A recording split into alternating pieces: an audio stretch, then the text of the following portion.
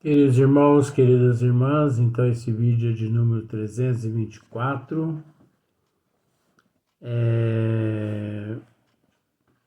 dilúvio bíblico, mas encerrando já ele praticamente. No entanto, nós vamos assinalar depois revoluções periódicas, né? Porque praticamente já encerrou já esse dilúvio bíblico. Porque se nós pararmos para analisar, existe números que não têm fundamento. Então, para você ver uma coisa,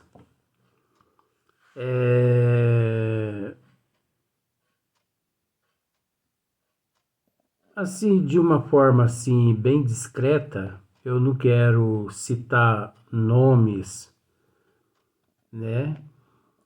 Porque a gente está no estudo, no análise.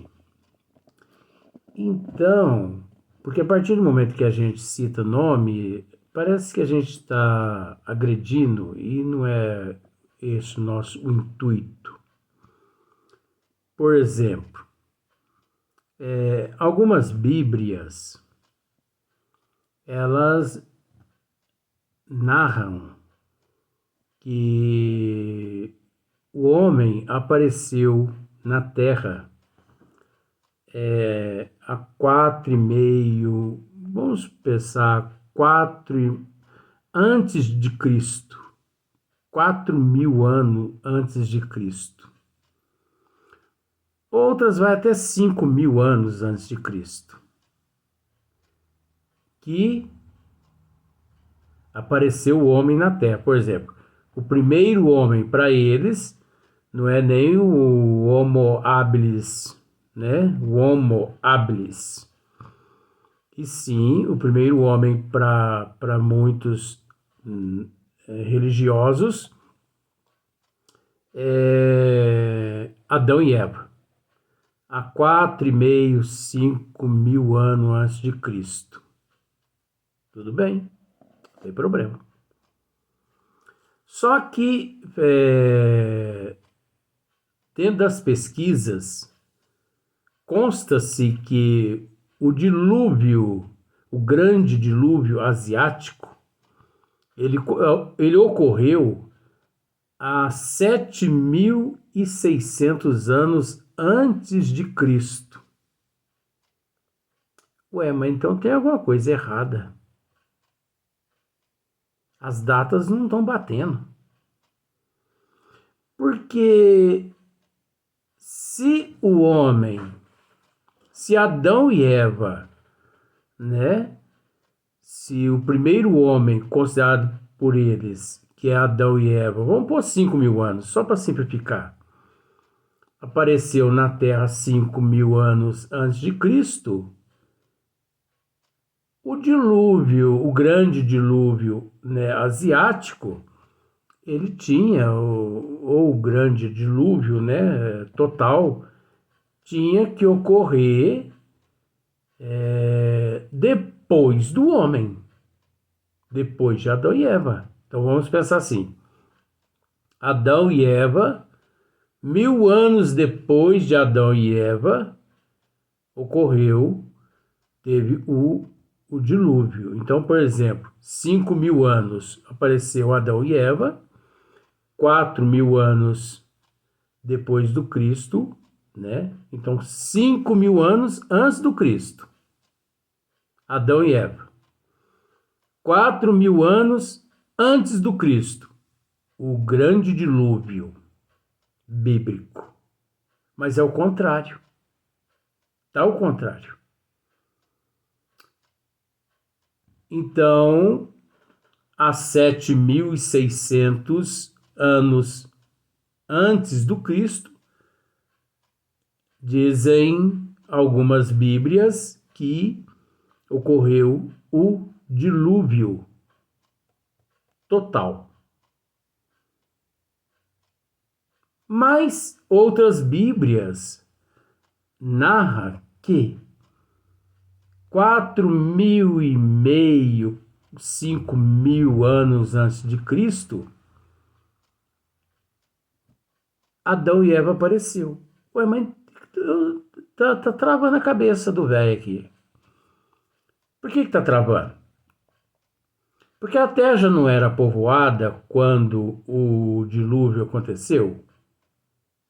Então tem alguma coisa errada. Mas a gente sabe que isso tudo A gente sabe que isso tudo é mitologia. Isso tudo não passa-se de lenda. São lendas, né? Para manter as pessoas presas. E aquilo que nós já dissemos em outros vídeos. Se as pessoas soubessem o que significa o catolicismo na íntegra, mas acontece que as pessoas não estão preocupadas em estudar. As pessoas, elas estão em busca da salvação, vamos dizer por aí, porque não existe esse tal de salvação também. As pessoas estão em busca da salvação de uma certa forma, assim, sem aquela obrigação de estudar, de pesquisar e de analisar. Porque, como nós já dissemos, em 100%, 64,5% da população da Terra são católicas. Mas se desses 64% e meio estudasse na íntegra o catolicismo, obviamente 64,5%, uns 64% abandonaria essa religião. Nada contra, gente. Nós temos que parar e analisar, eu já disse isso em outros vídeos e eu vou tornar a repetir, as maiores desgraças que já existiu na face da Terra, que houve na face da Terra, foram financiadas pelo catolicismo. A Inquisição, 8 cruzadas, Primeira Guerra Mundial, Segunda Guerra Mundial. Sei que o catolicismo ele participou e participa, e ele tem uma grande influência sobre a cabeça da humanidade, porque você observa 64,5%. O restante, você tira o equivalente nem 5% espírita, o restante está relacionado às outras religiões que nós conhecemos. Então, sabemos que a influência é muito grande. Então, tudo que ocorreu na face da Terra, eles fizeram o possível e o impossível para distorcer a realidade. E o mais interessante é que as pessoas crê nessa distorção. Por que crê? Porque não estudam, porque não analisam, porque não raciocinam. Porque se estudasse, analisasse, se raciocinasse, obviamente, né, não seria dessa forma. Para você ver, por exemplo, o período dos dinossauros na Terra. 65 milhões de anos atrás. 2023, 65 milhões de anos atrás. O Homo habilis, existe registro na geologia e na antropologia, né, que o Homo habilis ele apareceu na Terra há 2 milhões e meio de anos atrás, 2 milhões e meio. Então, quando o Homo habilis apareceu aqui na Terra, vamos dizer assim, vamos pensar da seguinte forma: 62,5 62,5 mesmo, né? 62,5 milhões de anos. Os dinossauros já haviam desaparecido aqui da Terra, já haviam entrado em extinção. Aí sim, há uma concordância. Porque depois de 60, vamos arredondar assim, ó, depois de 63 milhões de anos que desapareceu os dinossauros, o Homo habilis apareceu aqui na Terra. Aí há uma concordância. Agora, você já imaginou se o Homo habilis tivesse aparecido aqui na Terra antes do dinossauro? Aí já não havia concordância. Só que as pessoas não conseguem raciocinar, né? Mas tudo bem, vamos continuar, vamos partir. Então, agora o tema é revoluções periódicas. Além do seu movimento anuo em torno do Sol, origem das estações do seu movimento de rotação sobre si mesma em 24 horas, origem do dia e da noite, tem a Terra um terceiro movimento que se completa em cerca de 25 mil anos, ou mais exatamente em 25.868 anos, e que produz o fenômeno denominado em astronomia precessão dos equinócios, que está no capítulo 5º, número 11, esse movimento que não se pode explicar em poucas, nós vamos dar uma paradinha para explicar uma coisa, por incrível que pareça, né? Os maias, eles tinham conhecimento desse período, né, do precessão dos equinócios, eles tinham conhecimento. O calendário maia, né, existia os equinócios de 25 em 25 mil anos. Isso são ciclos. Isso são ciclos evolutivos, né?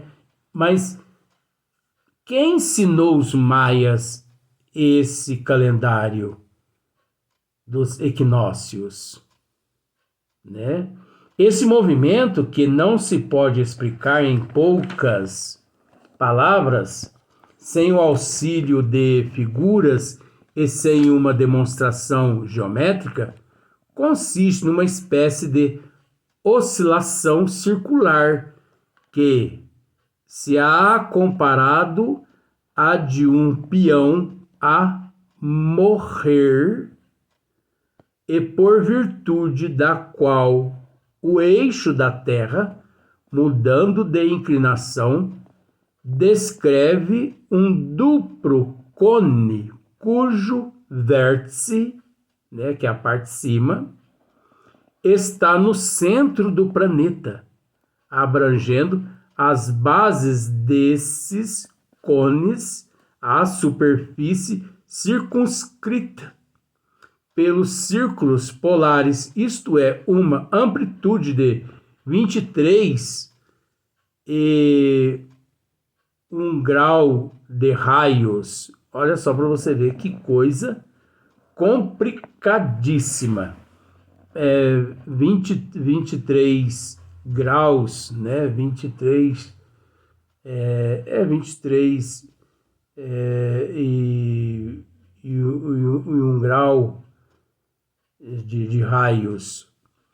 O equinócio é o instante em que o Sol, passando de um hemisfério a outro, se encontra perpendicular ao Equador, o que acontece 2 vezes por ano, a 21 de março, quando o Sol passa para o hemisfério boreal, e a 22 de setembro, quando volta ao hemisfério austral.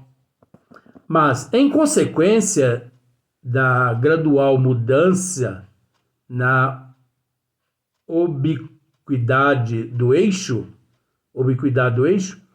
o que acarreta outra mudança na ubiquidade do Equador sobre a eclíptica. O momento do equinócio avança cada ano de alguns minutos, né? 25 minutos e 7 segundos. A esse avanço é que se deu o nome de processão dos equinócios, né? Do latim procedere, caminhar para diante, composto de proadiante, e ceder, ir-se. Com o tempo, esses poucos minutos,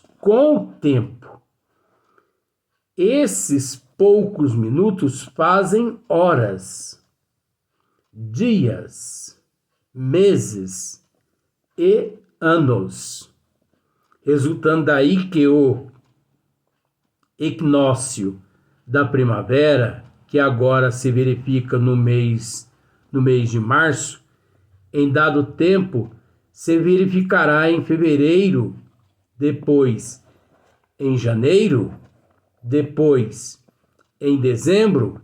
Então o mês de dezembro terá a temperatura de março, e março a de junho, e assim por diante, até que, voltando ao mês de março, as coisas se encontrarão de novo no estado atual, o que se dará ao cabo de 25 mil anos, 868 dias, né?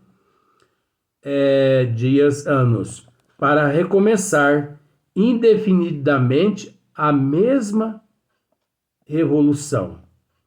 Então, olha só, por exemplo, aqui tem uma nota de Kardec que diz assim: a processão dos equinócios ocasiona outra mudança, o que se opera na posição dos signos do zodíaco, girando a Terra ao derredor do Sol em um ano.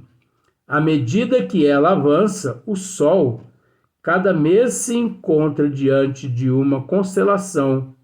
Esta são em números de 12, a saber, né? O carneiro, o touro, os gêmeos, o câncer, o leão, a virgem, a balança, o escorpião, o sagitário, o capricórnio, o aquário, os peixes, né? são chamados constelações zodíacas ou signos do zodíaco e formam um círculo no plano do equador terrestre conforme o mês de nascimento de um indivíduo. Dizia-se que ele nascera sob tal ou tal signo. Daí os prognósticos da astrologia, mas em virtude da processão dos equinócios, acontece que os meses já não correspondem às mesmas constelações. Um que nasça no mês de julho já não está no signo do Leão, porém, no de Câncer. Cai assim a ideia supersticiosa da influência dos signos, né? Dos signos. Então, por exemplo, o meu signo é de Câncer. Olha só para você ver como que você. Então, não era para ser Leão, mas devido a essa processão toda, né, dos equinócios, essa mudança, o meu signo não é Leão, o meu signo é de Câncer. Mas tem alguma influência isso sobre nós? Não, não tem influência nada. Isso é apenas a astrologia que a gente respeita, mas não tem influência nenhuma sobre nós, né? Agora nós vamos para o próximo vídeo, mas vai ser no próximo dia.